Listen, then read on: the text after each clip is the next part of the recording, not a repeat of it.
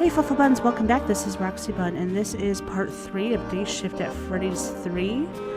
So, what we gotta do is just look around and do what we do always in the other games. So let's search the dining area. See how much money we can find. Oh, 80 bucks. Not bad. Let's leave the dining area, maybe.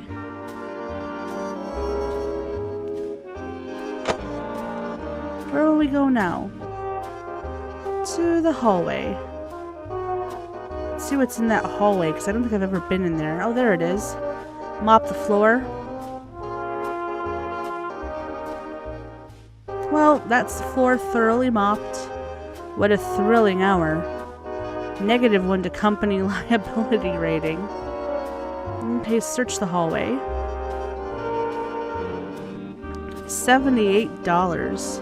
I would love to find $78 just laying on the floor. Let's enter the boys' restroom. I'm a boy, don't worry about it. Let's search the restroom. See if anyone dropped any money when they dropped a fucking deuce. 14 bucks. Okay, let's yell swear words at a urinal. Fuck. Shit. Heck. Heck it all to darn. Hi, sir. With all due respect, what are you doing? I'm yelling swear words at a urinal employee. Yeah, can you not do that? I don't think it's appropriate around younger kittens, you know? What are you gonna do, fire me, employee? Well, I can't do that, sir. You have forgotten your place, employee. Get back to work. Sure thing, boss, sir. I'll just get right back to it. Orange asshole. Let's urinate. Oh, do cocaine in a stall was an option, but it wasn't one that was available to me. Well, you've just pissed away 15 minutes. Get it? Pissed away? I'm a decomposing wretch of a man. You should count yourself fortunate that you can still urinate, frankly.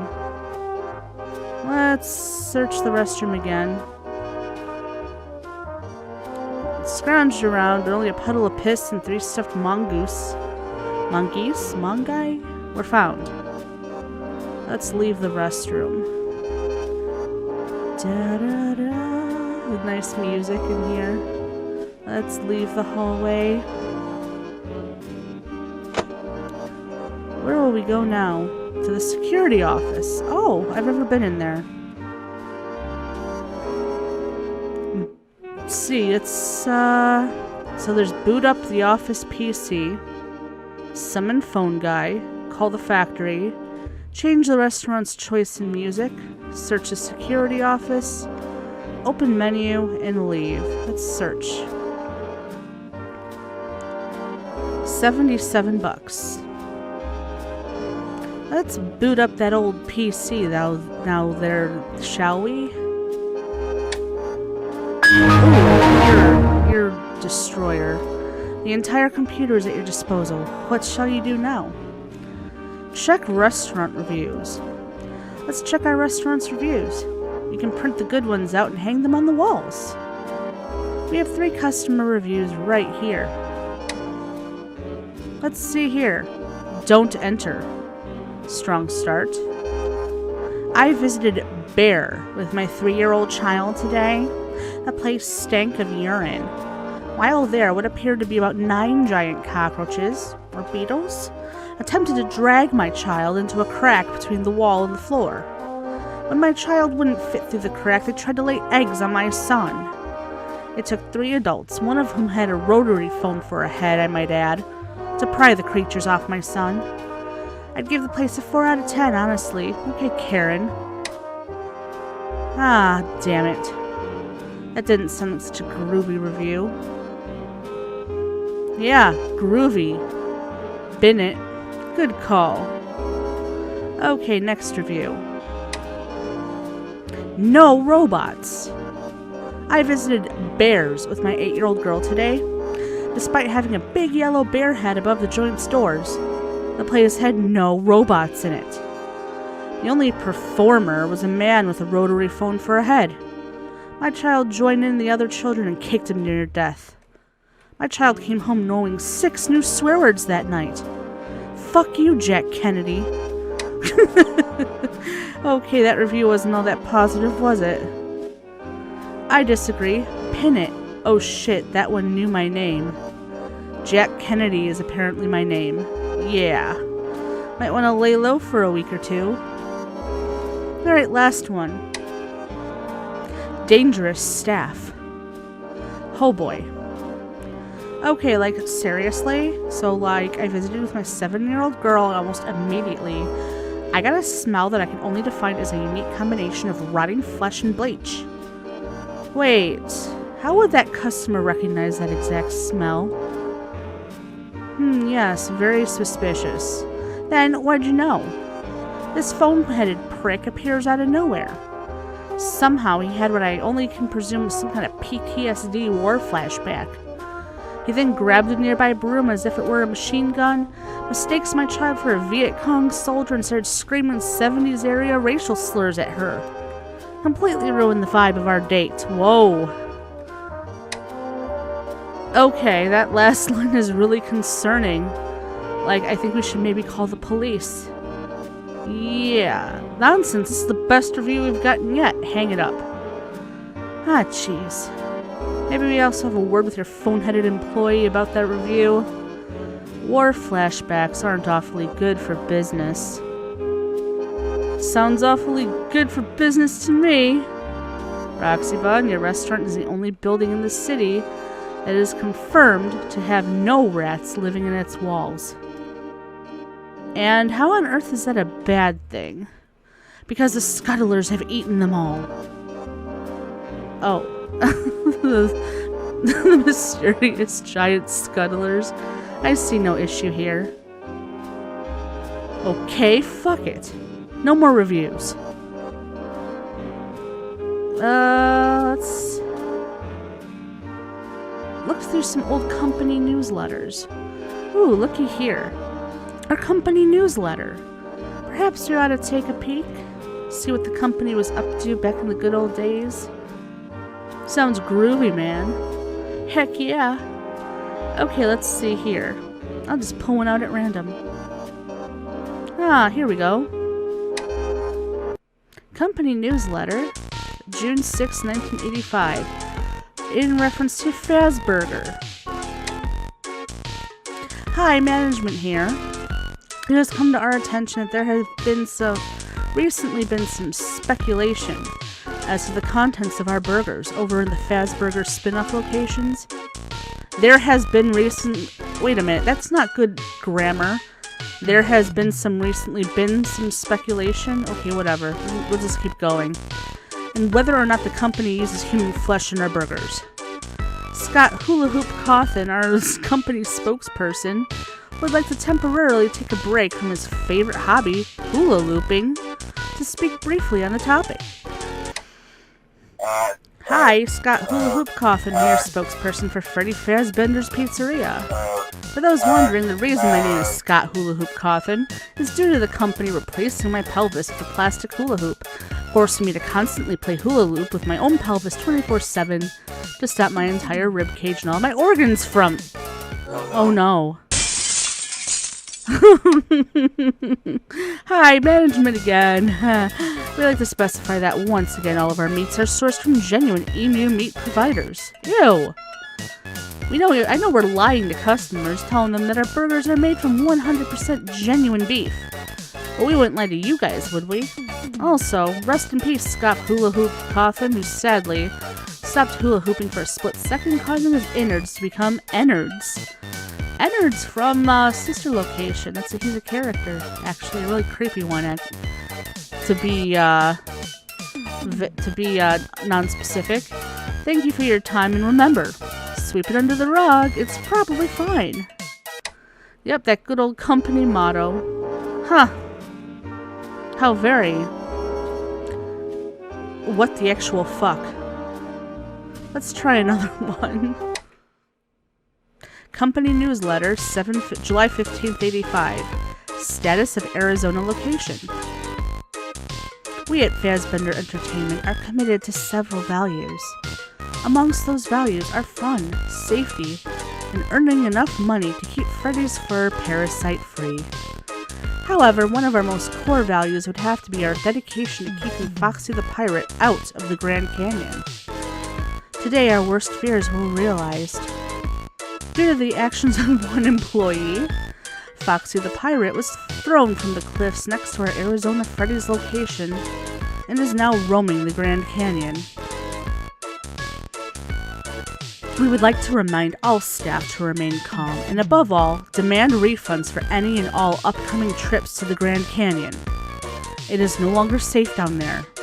Foxy has made sure of that. As always, thank you for your time, and remember, sweep it under the rug. It's probably fine.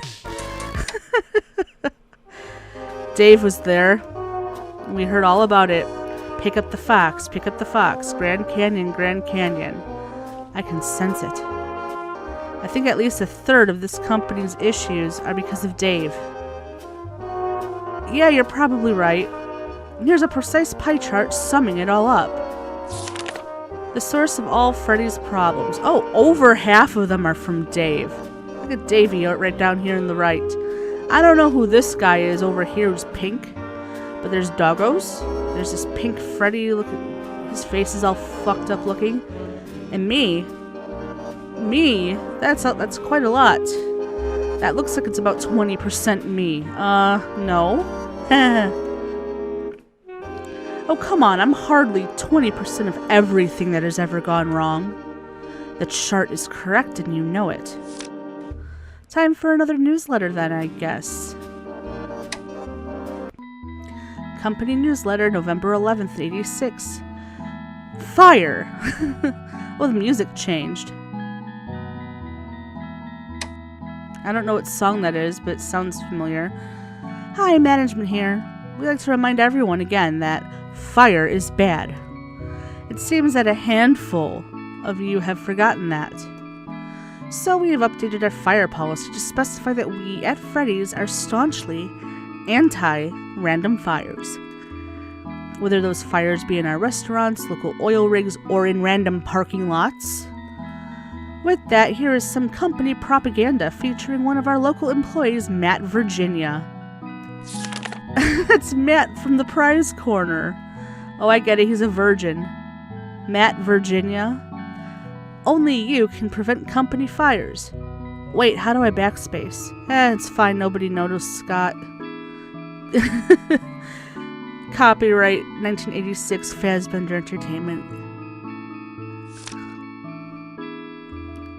Wasn't that simply stellar? Thank you, and remember, sweep it under the rug, unless it's on fire. That was sort of interesting, I guess.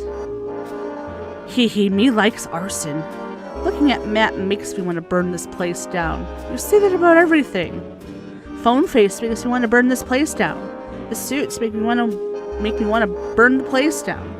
I built this place specifically with ultra-flammable materials, so I can burn it down with all the horrors of Freddy's burning inside my walls. Okay, but seriously, it's only a matter of time? Or, if I can burn one location down, I can burn them all down. Let's just move on to the final newsletter. Company newsletter. Ooh, the music doesn't sound good. 11/29/87, RE The Bite. The Bite of 87. Management here. Okay, time to cut the baloney just this once. We understand that the company is currently in a state of panic due to the, incident that occurred at our Fazbender's Bakersfield location. We would like to remind that those working for Freddy's, as well as the general public, that nobody has lost their life. The human body can function without a frontal lobe. No, it can't. Just not very well. With the added controversy comes a new government law forbidding us to set up any new Freddy's locations. So please remain calm as we begin to force half of the company and personnel into redundancy immediately. Ooh, half the company getting fired. Don't worry, I'll be just fine. I can't speak for the rest of you. Thank you, and remember to smile, because you'll fail your next job interview if you don't. Yikes. Well, that's the last newsletter. Guess the company didn't really feel the need to write anymore with half the former staff on fire, pregnant, or literally fucking dead. Good. Those were awful. Hey, that was company history. Pretty god-awful history now that you mention it, but history nonetheless. Let's open the menu. Let's save.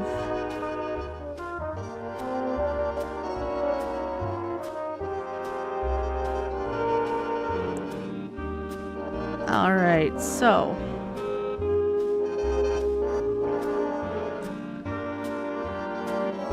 Let's see if we call the factory. Alright, time to call the factory. I don't know what factory.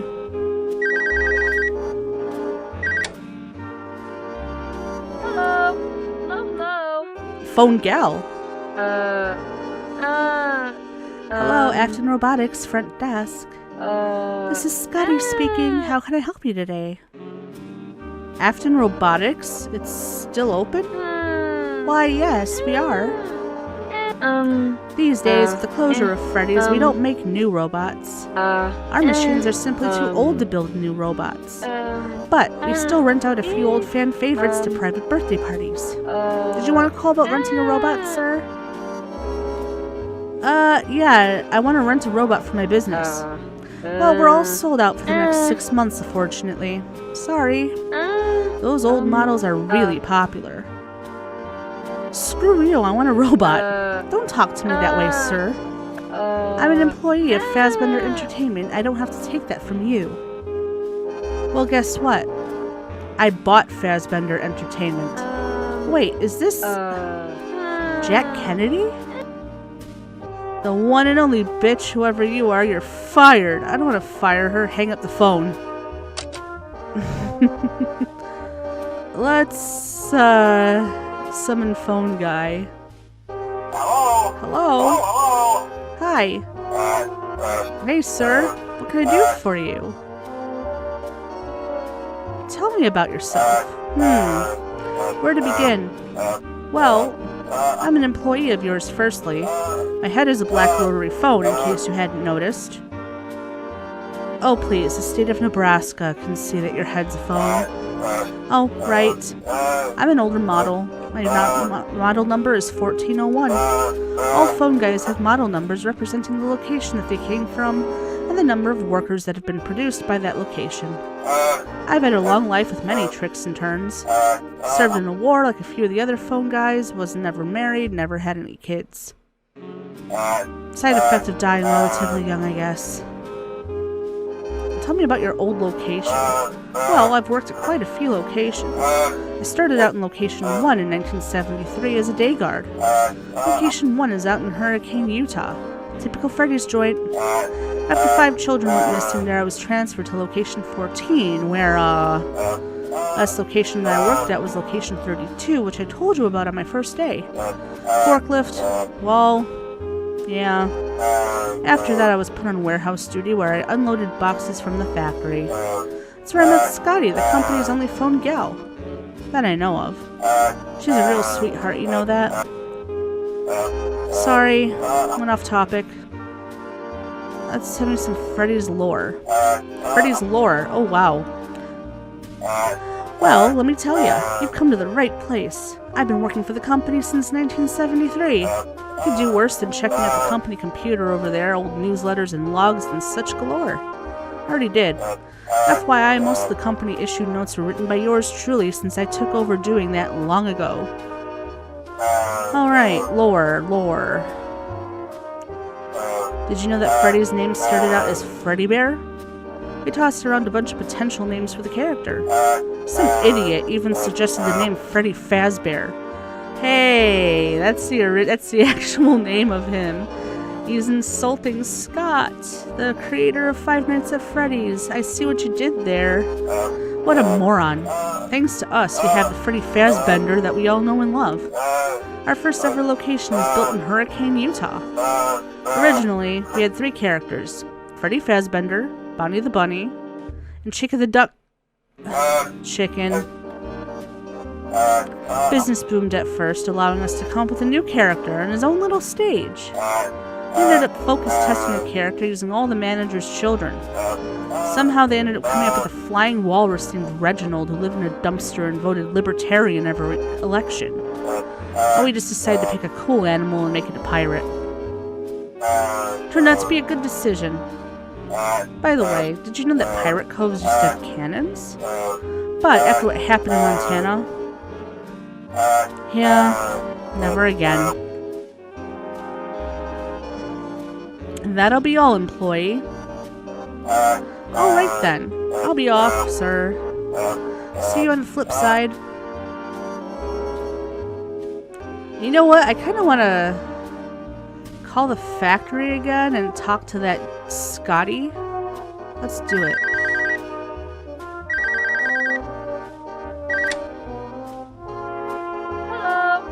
Hello. She sounds adorable.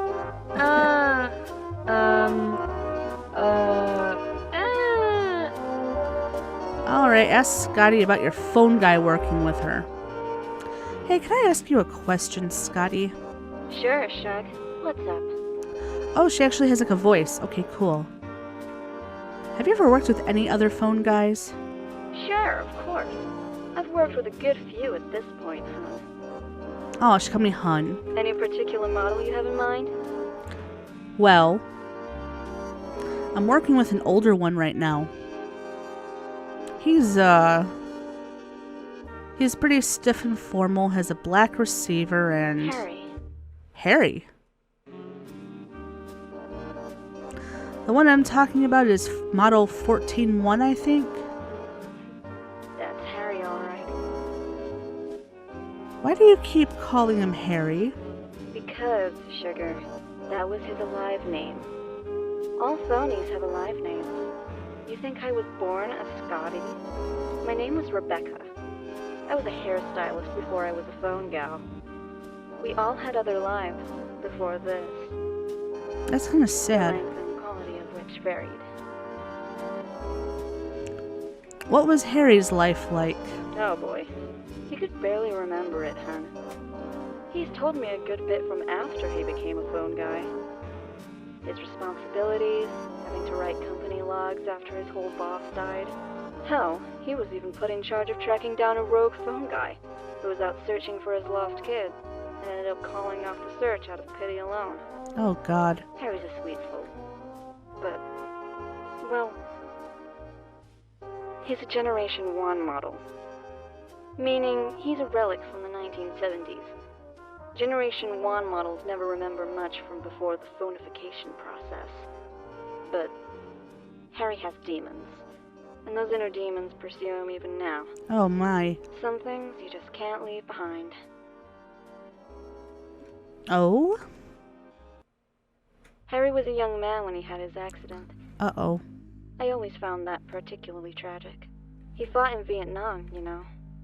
I can only imagine how many death-defying situations he came out of in those jungles, only to die in a bear suit. That is kind of sad. It's so ridiculous that I feel angry just thinking about it. I sure hope he doesn't feel the same way. It's honestly pretty hard to think about.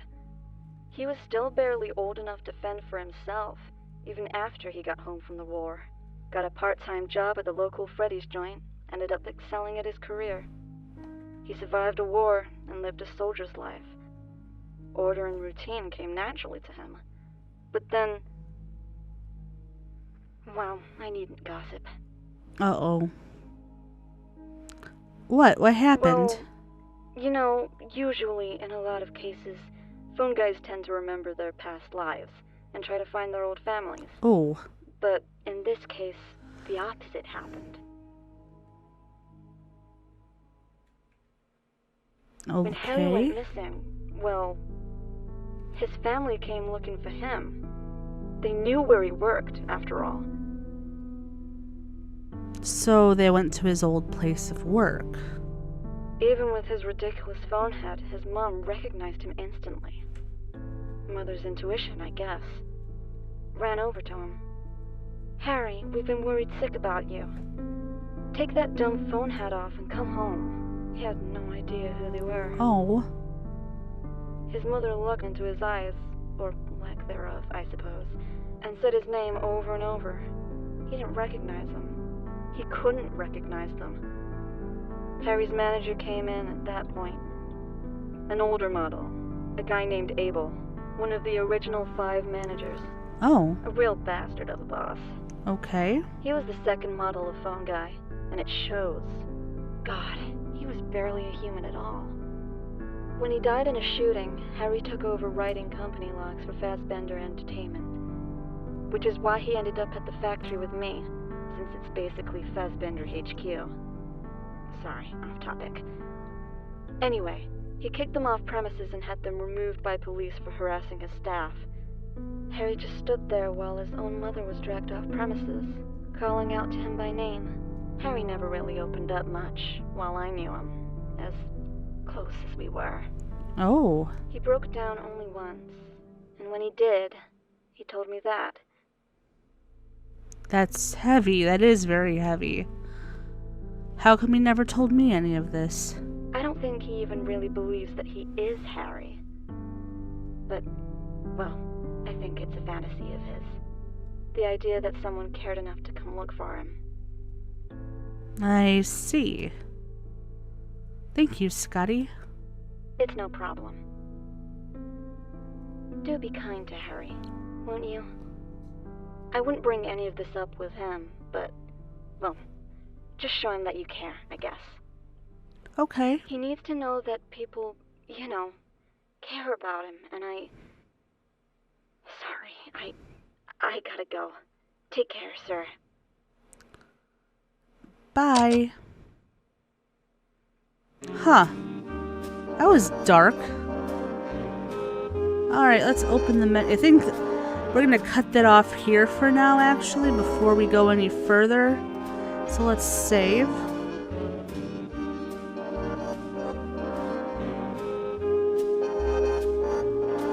Alright, so this has been not Five Nights at Freddy's, Dayshift at Freddy's 3, Part 3, and we learned a lot. That was pretty lore heavy, so I think we're going to leave it off here and continue in the next video. So if you like this video, hop on over to that like button, you know what to do, and if you haven't already, subscribe. And remember, if you subscribe, to hit that bell button so that you get notified when my next video goes live. And thank you so much for watching, and I'll see you in the next one.